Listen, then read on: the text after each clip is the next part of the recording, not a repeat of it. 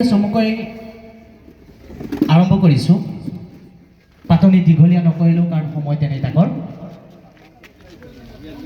মই ভাষণ ইয়াত দীঘলীয়া নকৰোঁ, জাষ্ট মনৰ এটা ক্ষোভ আৰু কিছু উৎসাহ ইয়াত আপোনালোকৰ মাজত ব্যাখ্যা কৰিবলৈ আগবাঢ়িছোঁ।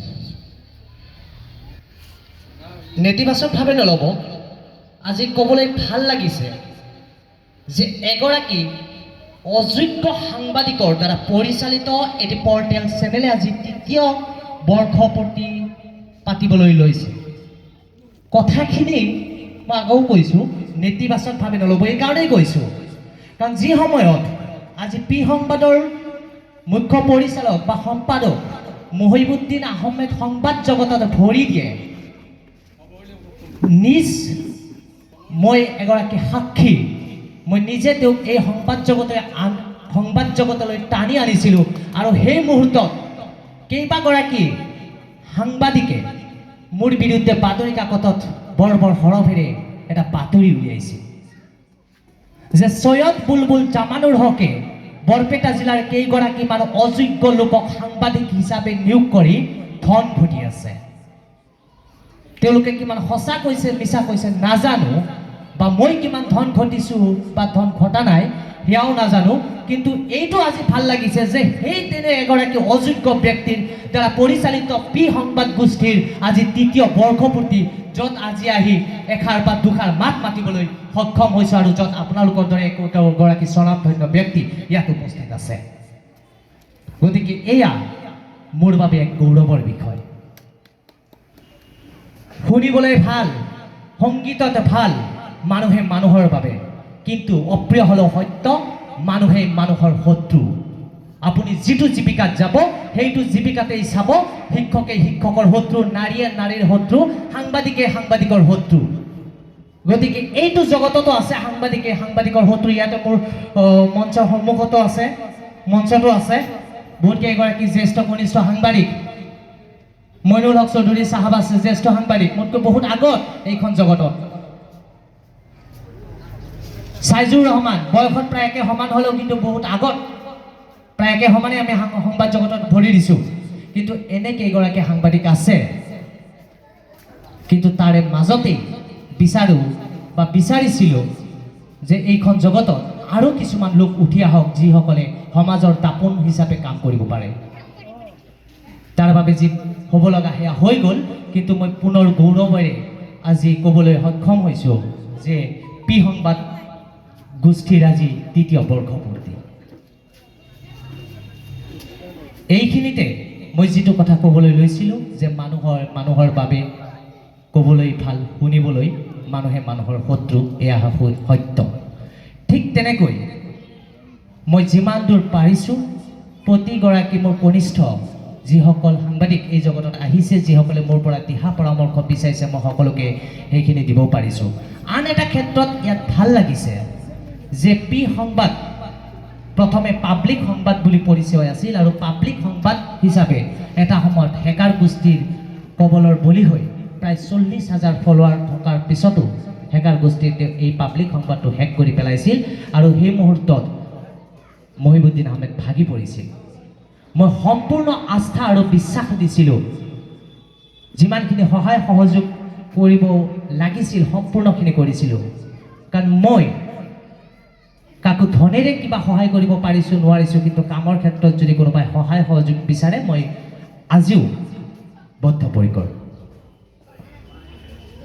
সম্পূৰ্ণ অধ্যাৱসায়, নিজৰ শ্ৰম আৰু কষ্টৰে মহিবুদ্দিন আহমেদে আজি আকৌ শূন্যৰ পৰা আৰম্ভ কৰি অতি কম সময়ৰ ভিতৰে লক্ষাধিক ফলোৱাৰ অনুসৰণকাৰী যে পাবলৈ সক্ষম হৈছে, এয়া কেৱল তেওঁৰ অধ্যাৱসায়ৰ মেহনতৰ ফল।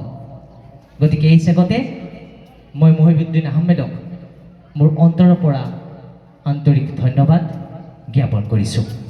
আশা কৰিছোঁ যে আপোনালোকে পি সংবাদক যিদৰে সহায় সহযোগিতা আৰু সমৰ্থন আগবঢ়াই আহিছে, অনাগত দিনতো এনেদৰে সহায় সহযোগ আগবঢ়াওক।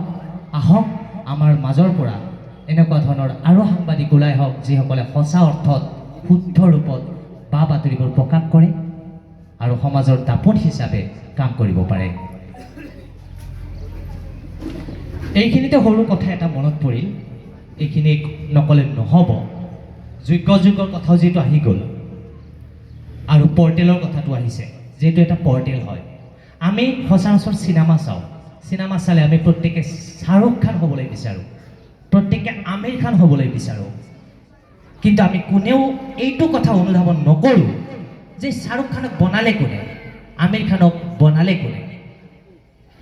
এগৰাকী শ্বাহৰুখ খান বা এগৰাকী আমিৰ খান হোৱাৰ আঁৰত আছে কেতবোৰ কথা। তাক কোনে ভিডিঅ' কৰি ইমান ধুনীয়াকৈ সজা পৰাই তুলিলে, তাক ৰূপসজ্জাৰ কথা আছে। কোনজনে কেমেৰা কৰিছে, যিজনে কেমেৰা কৰি সেইখিনি শ্বুটিং কৰিছে, কোনজনে সেই চিনেমাখন এডিট কৰিছে, এই যে অন্তৰালৰ মানুহখিনি আছে, এই মানুহখিনিৰ কথা কিন্তু কোনেও নাভাবোঁ। আমি সকলোৱে শ্বাহৰুখ খান আৰু আমিৰ খান হ'ব বিচাৰোঁ, কিন্তু আমি কোনেও এই কথাকো নাজানো যে সেই শ্বাহৰুখ খান বা আমিৰ খান বনোৱাবিলাকৰ উপাৰ্জন কিন্তু লাখৰ ওপৰত তেওঁলোকৰ দৰমহা আছে।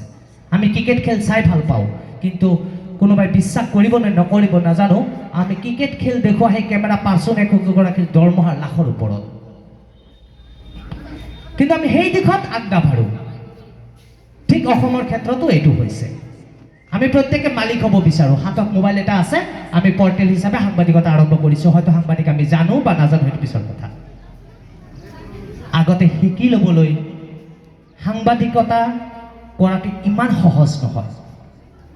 আজিকালিতো সহজ হৈছে, কপি পেষ্ট ছিষ্টেম, কিন্তু নিজে লিখা মেলা কৰাটো, নিজে সাংবাদিকতা কৰাটো বহুত কষ্টকৰ কাম, তাৰ কাৰণে শিকাৰ প্ৰয়োজন আছে।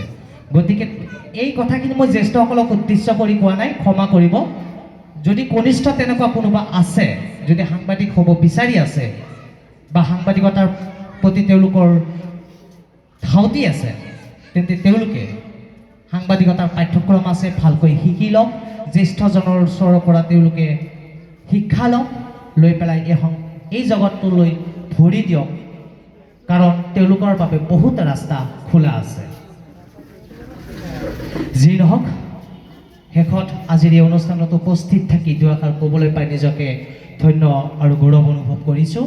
অনাগত দিনত কপি সংবাদক আপোনালোকে যিদৰে সহায় সহযোগিতা সমৰ্থন আগবঢ়াইছে, এনেদৰে সমৰ্থন আগবঢ়াই থাকক, আৰু মোৰ তৰফৰ পৰা সম্পূৰ্ণ সহায় সহযোগিতা এনেদৰে যাতে আগবঢ়াই থাকিব পাৰোঁ, সেই আশাৰে মোৰ আজিৰ এই চমু বক্তব্য ইমানতে সামৰণি মাৰিলোঁ।